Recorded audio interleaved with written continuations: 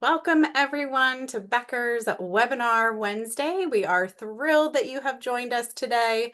Today we're going to dive into play patterns unpacked, making sense of the why behind the play. So if you're just now joining us, if you could put your name and your role and your location in the chat. And then also think about what's a common repetitive play pattern that you're seeing in your setting. And I do see somebody with their hand up, so I'm going to put it down just because we're not able to take live questions. But if you could put your question in the Q&A box or in the chat, that would be wonderful. Hi, everyone. Welcome. So a couple things to know before we officially get started. We will have certificates available to you directly in a link at the end of your evaluation submission. So there will be a link to an electronic evaluation provided in the chat at roughly 1:55 p.m. or just before we finish today. And then once you have submitted that evaluation, on the confirmation page, there is a link that says, click here to download your certificate. And we do ask that even if you're not interested in the certificate, we would love it and be so appreciative if you could still fill out the evaluation, as your feedback greatly informs the content and future webinar and professional learning events here at Becker's. The recording will be available on our YouTube channel and linked to the webinar landing page. And in addition, that landing page will feature so many resources that you are going to want to utilize to take this learning further and extend it into your setting.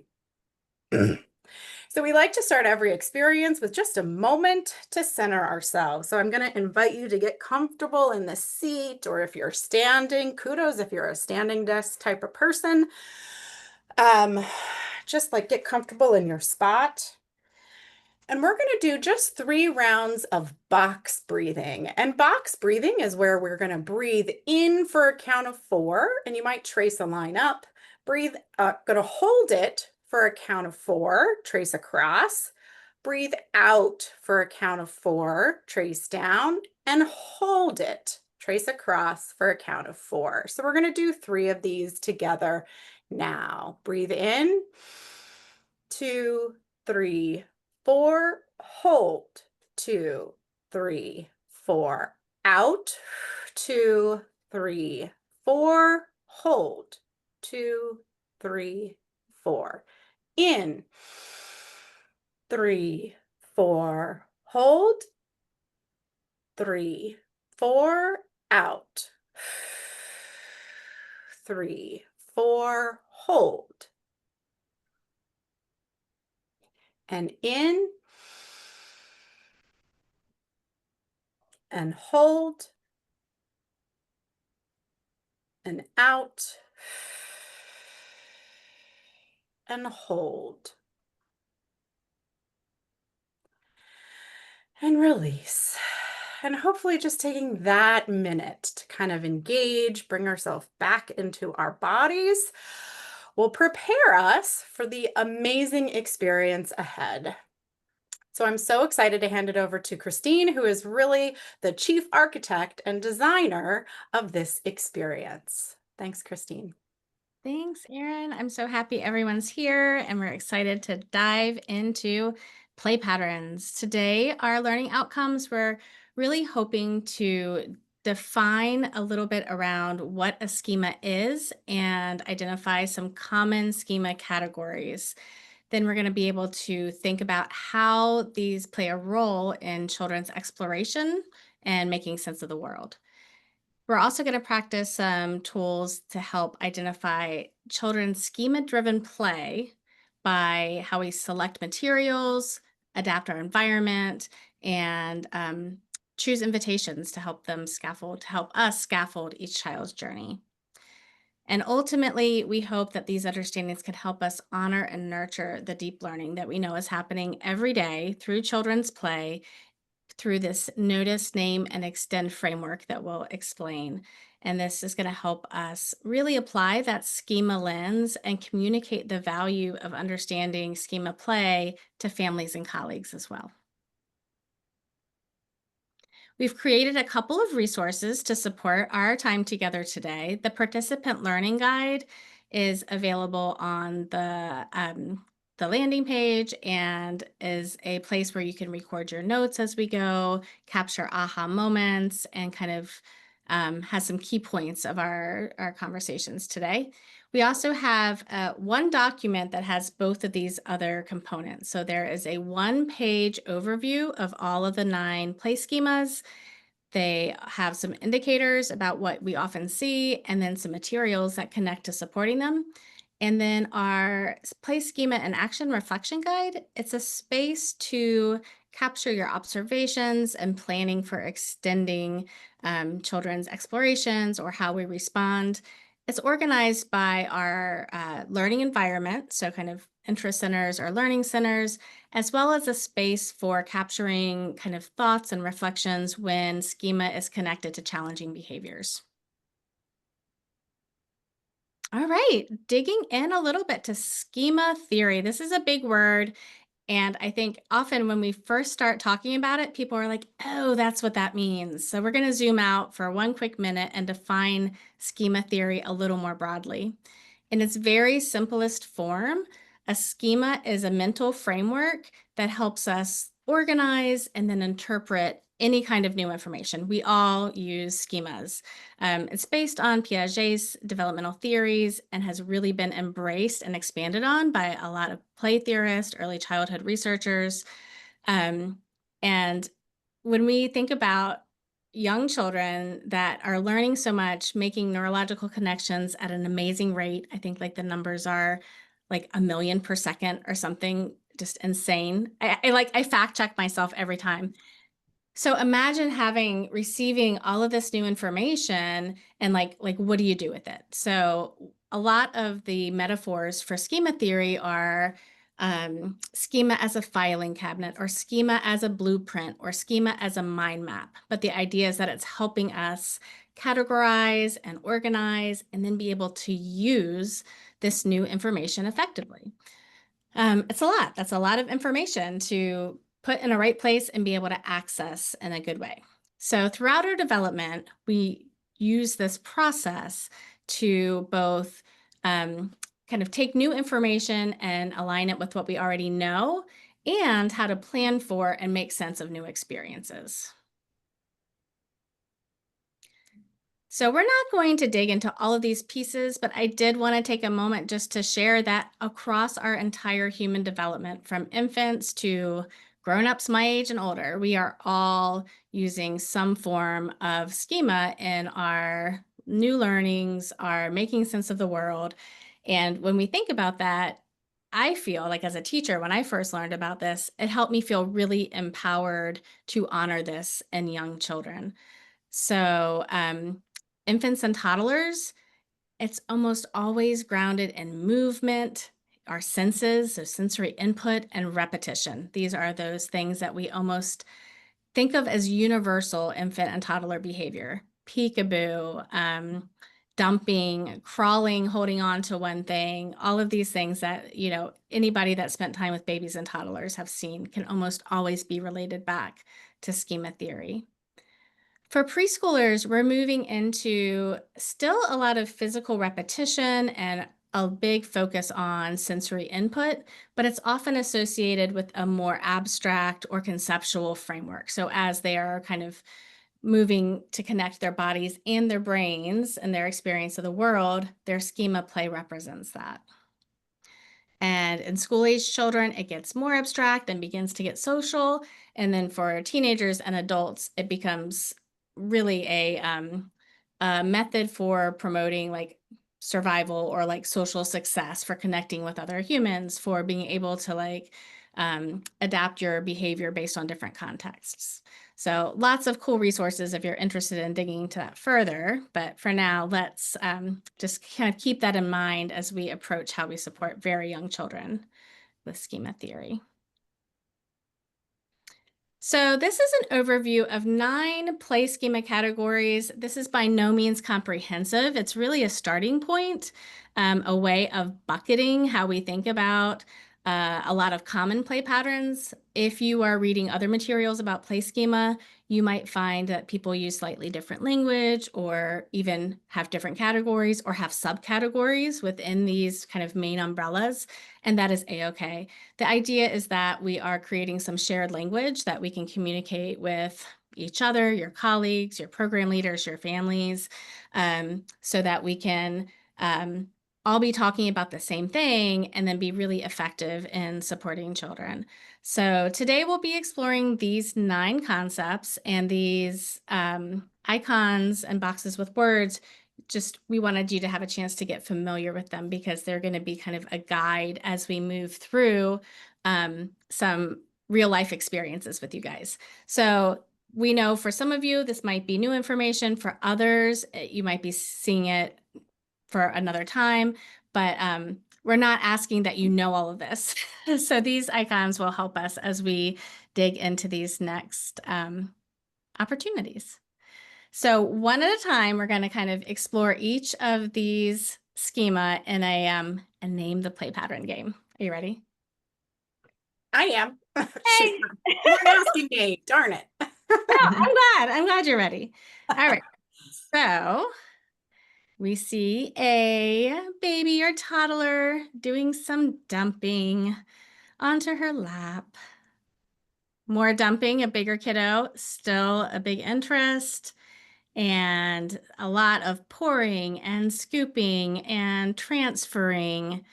And if you have an idea of what we might be seeing from these play schema below, you can just think of it in your head. If you want to pop it in the chat, you can. But with all of these, we are seeing dumping, filling, transferring items, carrying objects. Have you ever seen a child building somewhere else, but taking one block at a time? And you're like, that's not super efficient. And sometimes it's not about the building. Oh, I'm seeing transporting and cause and effect. Let's see. Yes, love it. All right, well done. Our next, name the play pattern. This is so funny because there are these little garages that I've seen children use with cars. And if you look carefully, those are people. So I'm noticing a lot of one-to-one and another experience with a kindergartner doing some really careful organizing and some building up that is requiring a lot of awareness of materials and space. And I'm seeing positioning. See, absolutely. This is looking at objects and specific arrangements, lines, patterns, being interested in order, symmetry, alignment. So also when you see children really focused on building smaller to larger, larger to smaller, I see Carolyn talking about enclosure. Yes, there are going to be lots of examples where there's more than one right answer. I love it, one-to-one correspondence. All right, here we have a toddler peeking through his legs, someone peeking out of a window, and this image of a child peering through something where the object that they're looking through is affecting how they're perceiving their environment. So with this play pattern, it's often about kind of how they're perceiving. So hanging upside down, tilting their heads, looking under or through objects to see the world in new ways. Orientation, lots of orientations. Fabulous. You guys are getting the hang of this. Amazing.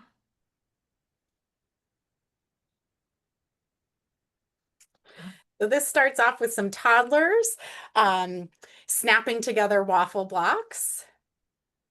And then a kindergartner attaching pieces of construction paper to create clothes for their person, also using that tape as hair.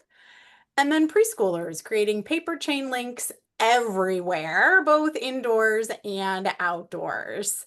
So in this play schema, you might see children join objects together by linking, tying, stacking, taping, or building structures to explore how things fit and hold. And I saw lots of connecting in the chat box. So these 3 images are actually the same child, different days, different interest areas. But first, putting monster trucks inside a garage made out of unit blocks. Then painting layers of circles around his interior painting.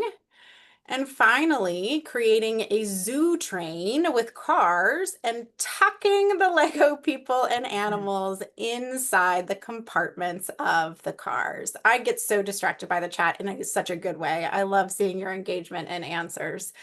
So in all of these, we see children creating enclosed spaces or boundaries by surrounding objects or even themselves with blocks, fences, or lines to define the inside and the outside areas. And as lots of you put, this is enclosure.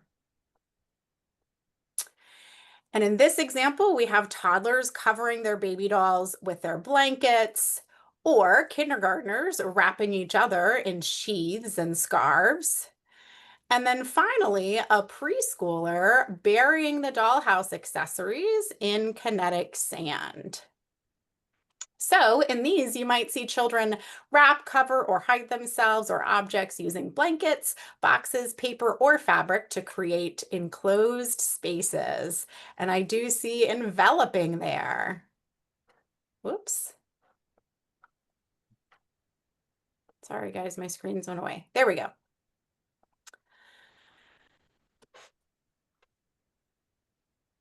So now we have some friends on the playground going around and round and round in that tire swing. We have everybody's favorite fidget spinners, watching those spin round and round visually. And then we have exploring with hula hoops and spinning those. So for this one, you're going to see children spinning objects, twirling themselves physically, turning those knobs and lids, showing fixation and circular motion and just rotation in general. So I see lots in the chat for rotation. You're correct with this one. Those are the ones you're going to see a kiddo that's picking up that car and is spinning those tires repeatedly too. Rotation's a big one for that. Yeah, vestibular input, Judy. Thanks. I love that for that one. That's what we're seeing with that spinning. So our next one is we're grinding that chalk and we're changing that piece of wood into something a little bit different there, changing its color. Maybe we're dressing up and changing ourselves and maybe imagining that we're something different. And then Play-Doh is my favorite material to use for this schema because we can do lots of different things with it and get creative. And so for this one, again, we're engaged in transforming different materials by mixing, molding, dressing up, rearranging objects, altering the appearance like we did here with our chalk and our Play-Doh.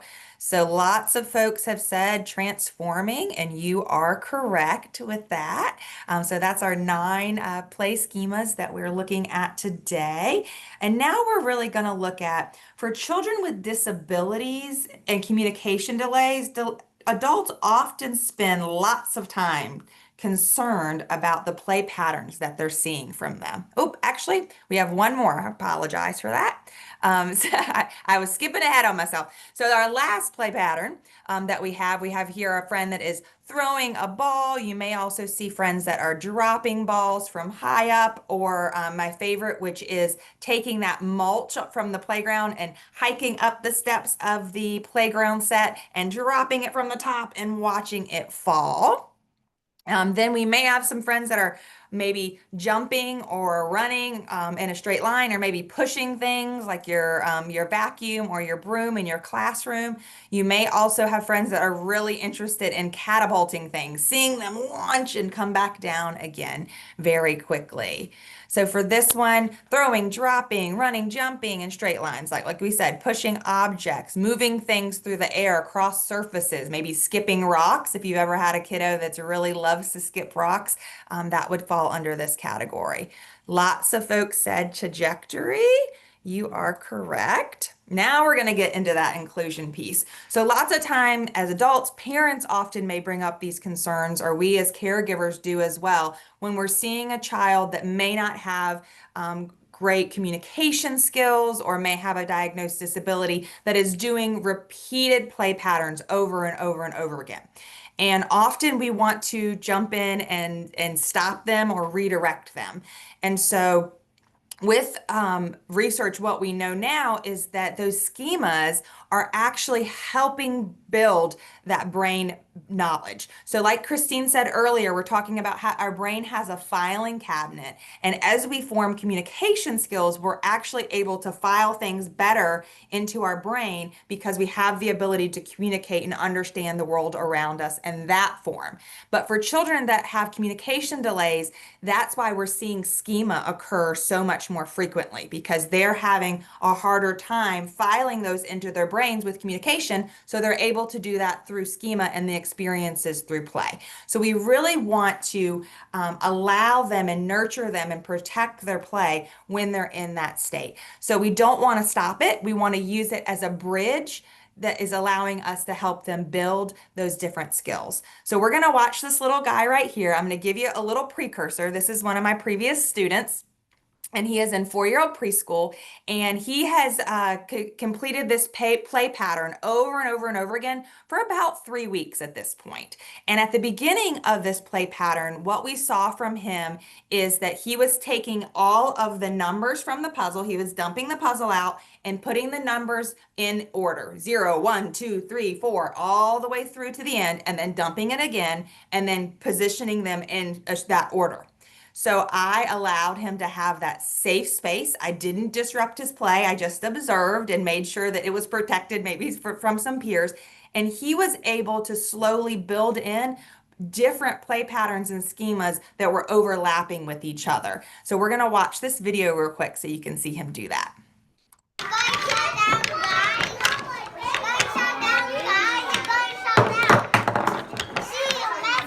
We started out with positioning, and now we're looking at and transferring.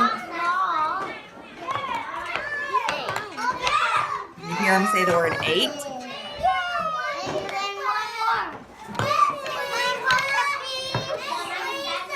Think about those academic skills that we're seeing him build too. He's matching right now. He's matching that truck that's red with the number that's red as well.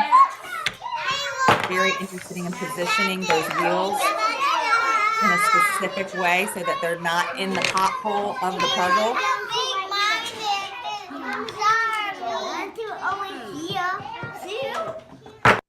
So the most powerful thing for him within this play pattern is that at the end here, when he walks away, he did not have to complete it. Typically, he needed to complete his play pattern before he was able to move on. He stopped at number 2 and went on and played a different activity. So allowing him to process that and go through that play pattern on his own created that safe environment so that he could build on that play pattern and also be able to move on when he was ready to.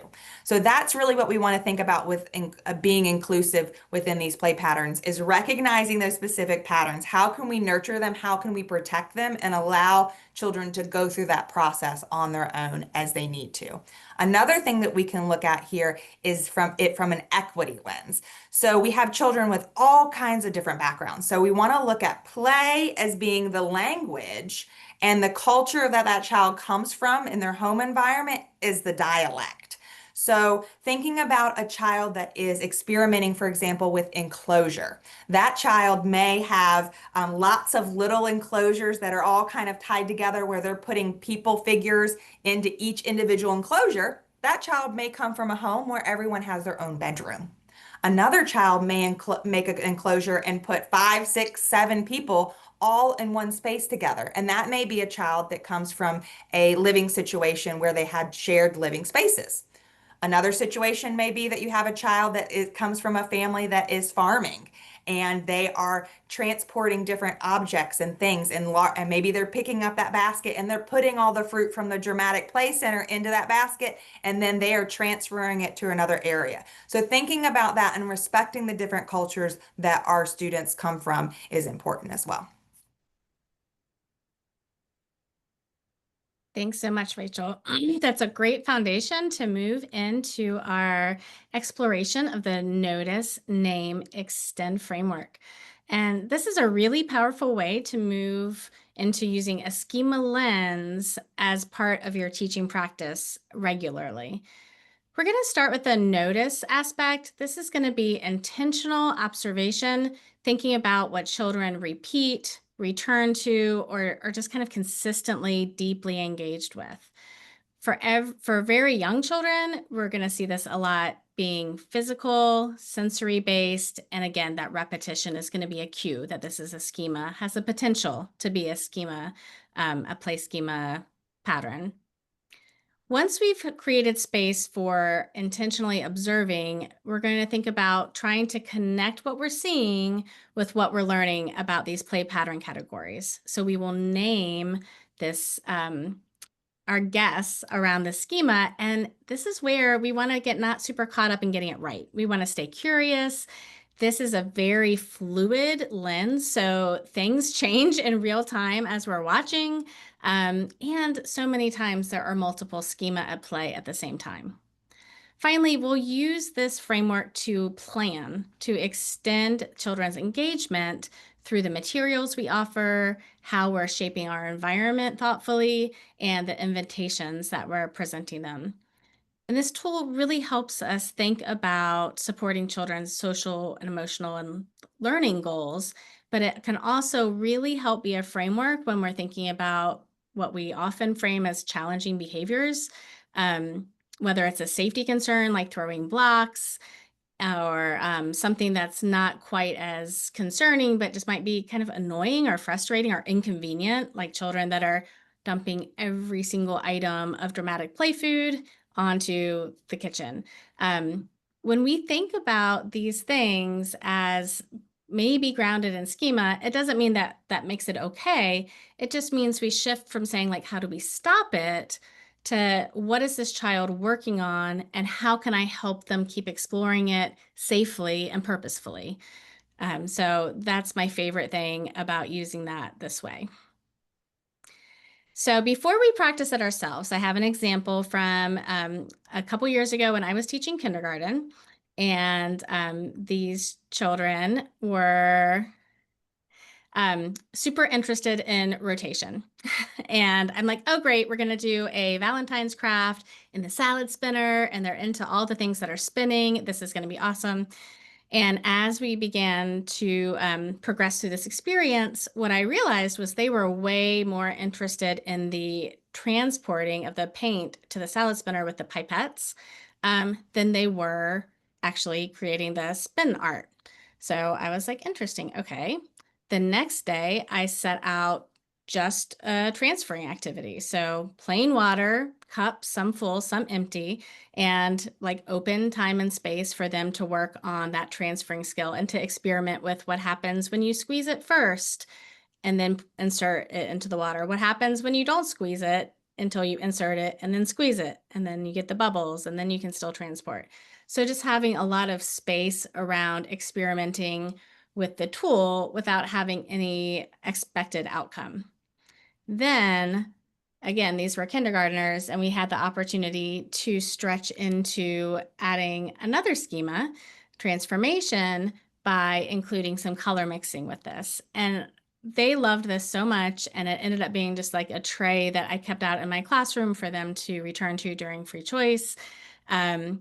And it's a really great example of how preschool and early school age children move into from the super physical into the from the concrete into the more abstract and conceptual pieces, and how schema helps them do that. For younger children and infants and toddlers, the schema might have stayed in the transporting, and we could have extended that still by offering more diversity in what we were offering them. So now let's practice together. We're really going to look at that notice and name piece. So looking at this image, drop in the chat what your thoughts are here. What are the children in this image doing? What do you see them physically doing?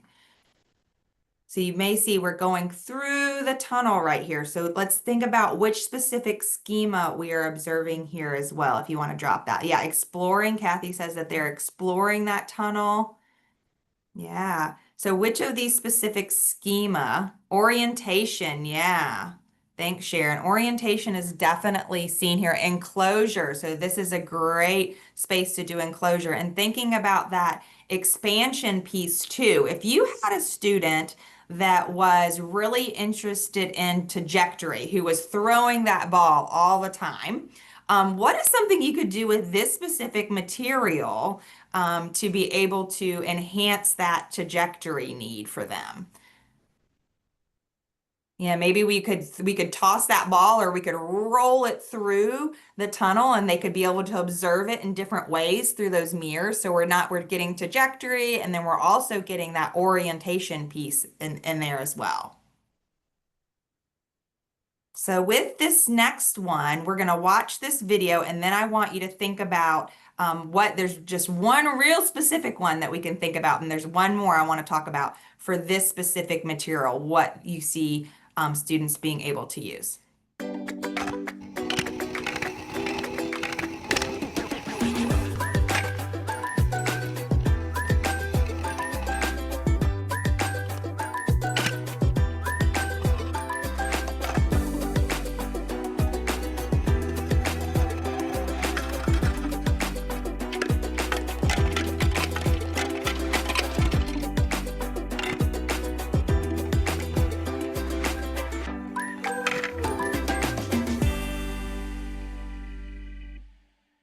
So we got some feedback about our kids love this material. This is one of my favorite. This is one of my favorite as a special educator as well. When you have students that are really interested in rotation, so being able to expand on their rotation skills in that schema by providing them a new material. Now, what's really cool, and Cynthia just made a point of this, is rotation and positioning. So you may have a child that's really interested in rotation and that's all they want to do. And you present them with this material and you just allow that schema to play out. And that child slowly begins to recognize, oh, wait, we're not just looking at rotation here. These are all different sizes. So maybe they're able to actually go back and do that positioning piece and make it go from largest to smallest or smallest to largest. So they're really naturally moving on to that next level and overlapping those schemas together. So with our infants and toddlers, we're usually looking at one, maybe two schemas that they're using at once to identify. But as students become more familiar with their play needs and those play patterns, they begin to really overlap those different schemas. So what I want us to do here, this is going to be a little bit harder, so get ready with your keyboard. I want to see if anybody can get them all because there's a lot here. In this video we're going to watch, we need to look at all of the different play patterns or schemas that we see occurring at once. So go ahead and drop in the chat. I want to see if you can get them.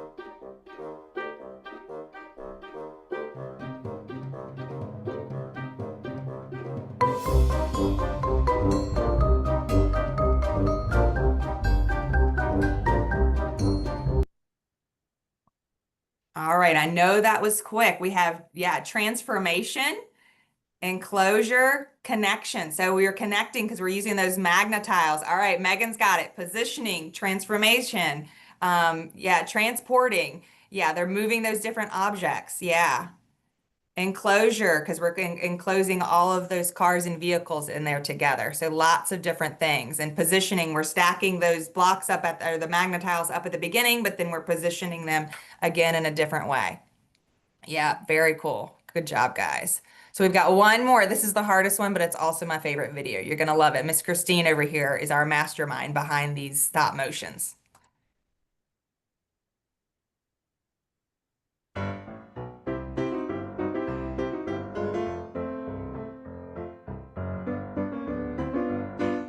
There's some tricky ones in here. Let's see if you can find them all.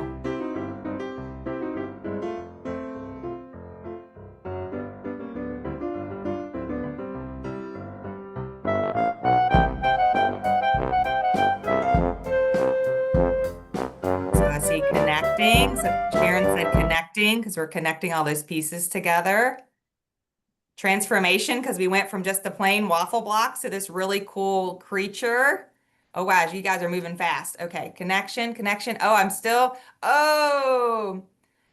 don't know if I'm saying this. Is it Sino? You're the first one that said it. Enclosure. You see around the edge there? Yeah, we have that kind of fencing that they've made. So they've done, or Christine made, I'll say, that you have enclosure with that as well. So lots of great different play patterns seen all at once. So really, when you're in the classroom, especially during center time, it's a great time to really kind of sit back and observe and see those different play patterns that you're noticing and then how you can extend that with your students. Great job, guys. So that was so great. I just have to pause and say, please continue to put in your ideas and questions and suggestions. And what we're trying to get across is that there's never one right answer or one thing or one order, because it's a combination about what you know about the child and the children, your keen observation, and then connecting it to a potential schema or schemas.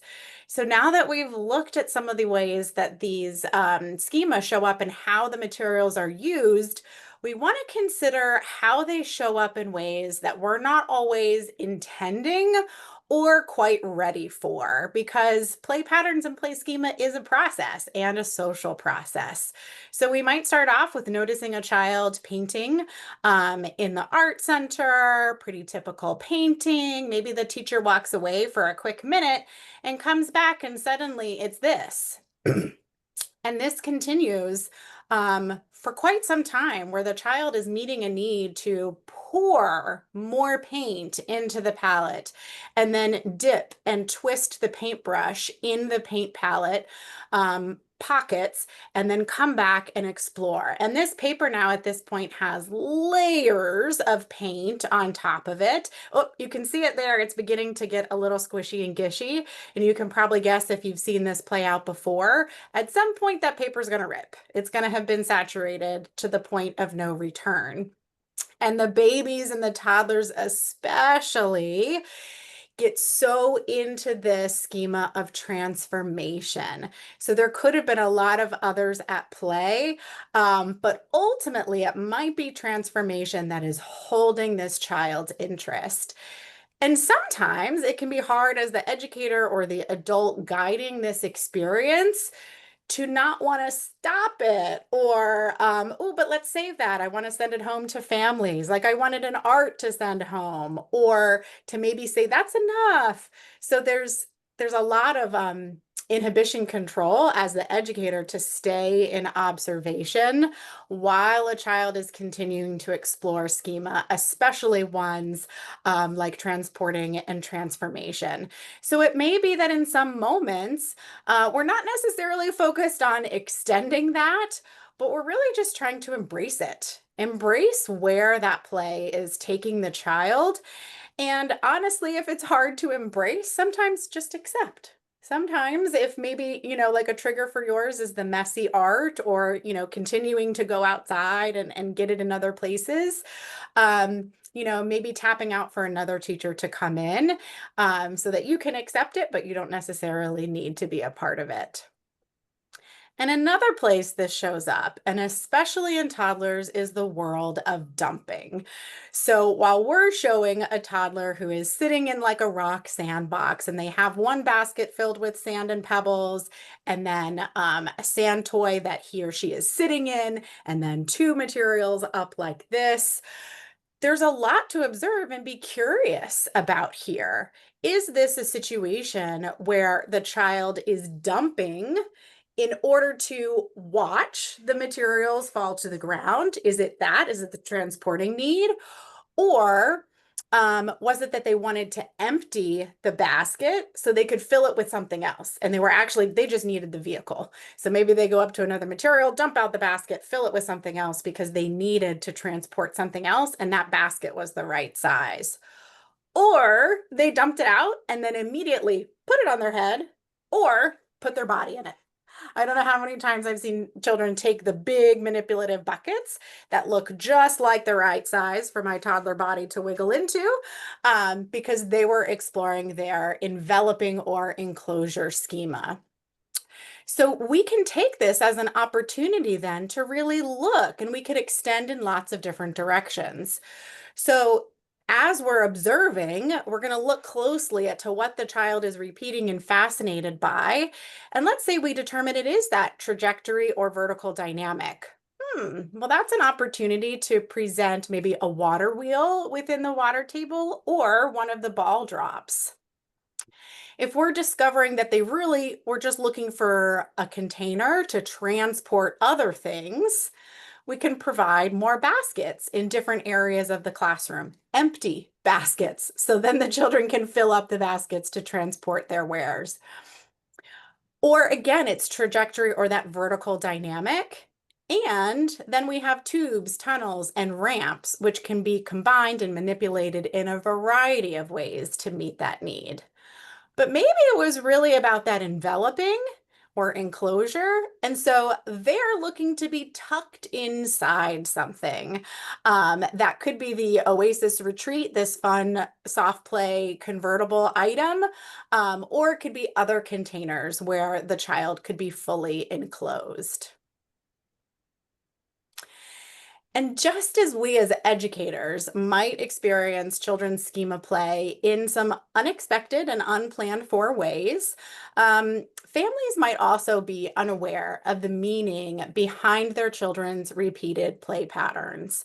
And so we really have an opportunity to engage with families by sharing what we're seeing at school.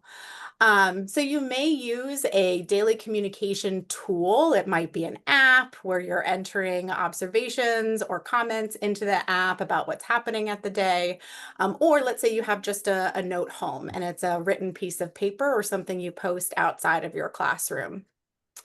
Either way, we have an opportunity to share these anecdotal child observations that include a really specific and intentional connection to play schema.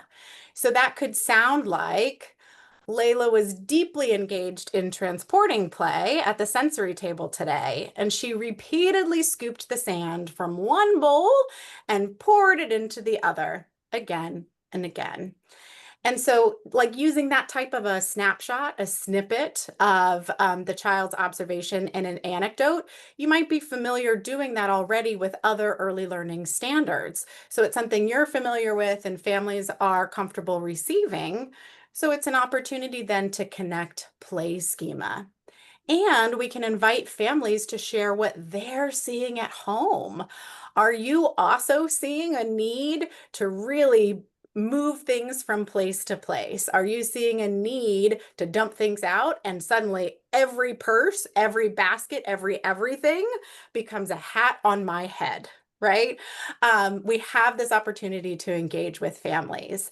And so we actually created a tool, a family letter that I'll share in this next section here. It's an editable template. It's called the last one over here, Play Pattern Family Letter Template, where it just gives some highlights about some potential different play schema areas, how those might show up at home, how you're observing them in the classroom. You could either use it as is or edit it with some specific program information. But we also created the quick reference and the reflection guide so that you can take this first experience and introduction, or maybe second. Maybe play schema is your jam, and you're looking to just continue on and on in your education and development. Well, the quick reference could serve as a visual guide inside your classroom, posted on a wall, inside one of your cabinets. They do have links to the suggested materials, but that's a great one-sheeter to post somewhere in the classroom. And then the Play Schema in Action Reflection Guide, as Christine mentioned, is a way to really look at the children individually and collectively as a community to see what is happening in my block center day after day. What am I seeing these kids get into repeatedly? Is everything turning into a garage or a cave? And then it doesn't matter what it is, it's going inside or under that cave. And so that reflection guide takes you through the different interest areas of your classroom. And then again, on the last page, helps you to look for, or rather, see some repeated play behaviors that might be challenging for you. They might be behavior triggers as the adult in the room. And maybe looking for the play pattern or play schema behind it is the opportunity then to make adjustments, to notice, name the play pattern, and then extend it into additional opportunities. So I'm thrilled that we are able to take a moment and pause and ask some Q&A, because Christine is truly our master play schema resource here, and we would love to be able to answer some questions around what are you seeing in the classroom? Like, what does this connect to, and how can I support it? And if you are looking through the lens of challenging behaviors, and how that might be connected to play patterns or play schema, please bring that to the forefront too. So you can put it in the chat or put it in the Q&A. Oh man, I see Joan's note here, referencing Please. another session, and she's sharing that he mentioned that toys on a shelf are asking, inviting toddlers to knock them off the shelf. And I feel that in my body. Do you guys just Most begging definitely. to be tipped over like dominoes? So yeah, Yes. Or that's that food on the high chair tray is just wanting to get dropped onto the floor. Yeah. Or that cup. Yeah, exactly. all right. How can we help teachers differentiate between play schemas versus potential autism flags, and how to express concerns to families? Rachel. Oh, yes. And we are actually going to go into depth with this in October. So come back to our October webinar because we're really going to look at how we can support families with children who are neurodivergent with this one.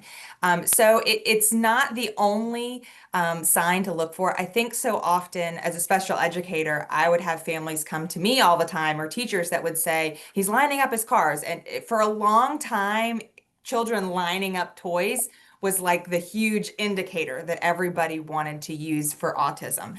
But there's so many more things that we want to look for. So when you are communicating with parents that you're concerned, the best thing to do is really stick to the facts. And the facts could be that they're not making eye contact, that they are reluctant to join in the group, that they seem uncomfortable around their peers. A lot of times, the first sign is that communication piece. And often we will say, at this age, these are the communication skills that we would like for a 2-year-old to have. In a previous webinar, we referenced this, but if you can go to the CDC website, they have a great resource that is actually an app that you can refer parents to. And that app will send notifications to parents and let them know developmentally what skills their child should have. So a lot of times when we're expressing concerns to parents, what we really need to do is state the facts, state what we're seeing that we are concerned about. It is not our job to say, hey, I think your child may have autism. We could say, my famous line is, hey, I'm a little concerned. Most of the students in our classroom are speaking in 2 to 3 words, and we haven't heard Susie say anything. Is she talking at home? What are you observing at home? And then if they continue to reciprocate that, you can say, hey, have you talked to your pediatrician about those concerns yet? Because that's really the place they're going to go for that. And then the pediatrician can refer them to early intervention or special education services within the school. Thank you so Thank much. you for that link, Christine. She just dropped that CDC link in there for those milestones. It does the job for you. It really explains to parents and helps them realize, where their child may need to be and if they need to be concerned and talk to their doctor. Great. Christine, I noticed Michelle's question about suggestions for children who lack the focus when within a group. And it just jumped out at what an opportunity to look for maybe a play schema need that is being unmet. Or like we referenced in others, is there a sensory need? Is there a proprioceptive or vestibular input need that we are seeing as a lack of focus? So their attention is here, there, everywhere. Maybe their body is moving, and or they're focused on doing something else. It could be that connecting schema, trajectory, something was so interesting to them that they were then pulled out of into a group. And so their mind is still on the other thing, and they're having a hard time coming over to a group interaction. So while I don't have a great one answer for you, Michelle, I do think observing the child and connecting with the family about what they are also seeing at home, looking for the sensory influences, emotional influences, and then seeing if there are any patterns in their play to connect to. Yeah, my question with when I saw that, I just had more questions. And Yeah. not that we need to get into that right now, but kind of maybe to keep in your pocket, follow-up curiosities might be, how do you know they're lacking focus? Like what is the child doing that's cueing you in that they're lacking focus? And I know I had to really there was one year I had a kiddo that did not want to sit on the rug at group time, but would stand at this table adjacent to us. And we had like eventually a handful of quiet things so that the other children could still hear. But he was listening and absorbing every single thing. Like if we were learning a song, we would hear him singing it later. He would be telling his family about what we did during group time. He just wasn't able to sit with us. So I think, yeah, my questions would be, how do we know they're lacking focus? And is it perhaps that they're able to listen, but they need to be doing something else while they're listening? So lots of great questions. And I think like kind of this invitation to observe and be curious will help add lots of lens, whether it's sensory, developmental, play schemas. Yes, Nancy, absolutely. Every child is different. And so it's really just about trying to find a solution that makes space for that child's needs and works for the rest of our classroom community, right? Which it's a dance every day. Well, and looking through it with a strength-based lens too, are there specific things that that child does really well? Or maybe there are some things that they're not able to focus and attend to our large group activity, but maybe they are on the playground, or there's specific things that you're seeing that they are very, especially with play schemas. And that's and looking at it through that sensory lens, a lot of times there may be one or two specific things. Maybe it's that rotation and the spinning of objects that, oh, wait a minute, he is really focused in on that. Are there some other things that I can offer to him that are going to help him expand so we can get that attention length to be a little bit longer based on his interests? Love that. Christine, do you want to build upon the comment about lining up the cars? Just because that's something that we see so frequently, and looking for all of the different things it could be. Oh, for sure.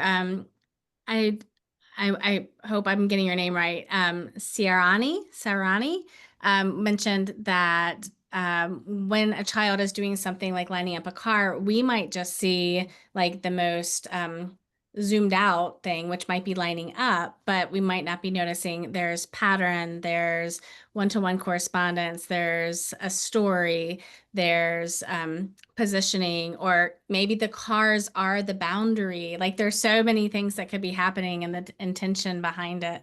Yeah, so I think the observation and then the hesitating to jump to a conclusion for sure, like that, if we can keep that seed of curiosity and see like what's serving, what's actually getting in the way of the child being successful, and like, and what does that look like? And if it's not a real obstacle, like just really sticking with that curiosity. Yeah, 4-year-olds with a hard time focusing in group time and art time. I love your prompt to ask, how do we know that it's a lack of focus though? Because it's our Mhm. perception and it could very well be, but like you said, how do we know, right? Because their body language is saying one thing and we're interpreting that as a lack of focus. But in the example you shared with your student, the child was retaining and engaging with the information. It was the way that we were receiving that child's actions that implied a lack of focus. Yeah. So if you guys And could keep looking at the chat, I actually just want to share the home screen. Are you seeing this, Christine? The landing mhm. page? Awesome. Just to identify that this is where those resources live. So if you would like to revisit the actual presentation, there's a Canva Live link here, which has the embedded videos and resources. This is the participant learning guide. as a PDF download. And then this is the quick reference and reflection guide that could be downloaded and printed and used in your classroom. So I just wanted to highlight, since some of you say, well, what's the landing page, or where does that look like? Where can I find that? That's what that is. Can I also share, I forgot to say in the beginning that we have just started sending out a webinar wrap up. So you will be receiving a quick summary of our content, of the insights from all of you, which is just my favorite part, is how much you guys contribute, and also another opportunity to collect those resources. So any products that we shared today, the resources, that will be emailed out to you as well. Yes. And now, Marilyn, if you don't mind putting in the chat the link to the evaluation, it will take you just to 4 quick questions. After you have answered those questions, there will be a landing page for you. There will be a thank you page, rather, like, thank you, you submitted your evaluation, and then this is what you see right there. That's the link to click on, and that will bring you to your webinar certificate. And again, we do ask, even if you're not interested in the certificate, if you don't mind doing the evaluation, your feedback is super critical to us. And then next month, we will be back. We heard your feedback and are continuing through the summer to meet a variety of program needs. And even though it's only July next month, we are starting in kind of a back to school season type of progression. So we're going to start with designing with purpose, creating the environments intentionally. Then we're going to build on that with the relationships and interactions within those environments in August, and then again in September with intentionally creating cultures of wellness throughout our school communities. So there is a link right there, as well as a QR code to take you to that.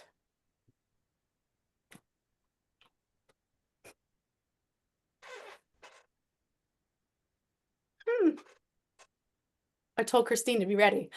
And I do just want to take a minute today at the end of our webinar to honor the life and legacy of Dr. Kathy Trainer, our dear colleague and friend, who recently passed away. For the past 5 years, Kathy guided the development of Becker's professional learning experiences and educator resources, lifting up the work of early childhood professionals with deep respect. And beyond her role here at Becker's, Kathy's lifelong commitment to inclusive, high-quality early childhood education has touched countless lives during her decades of commitment to our field.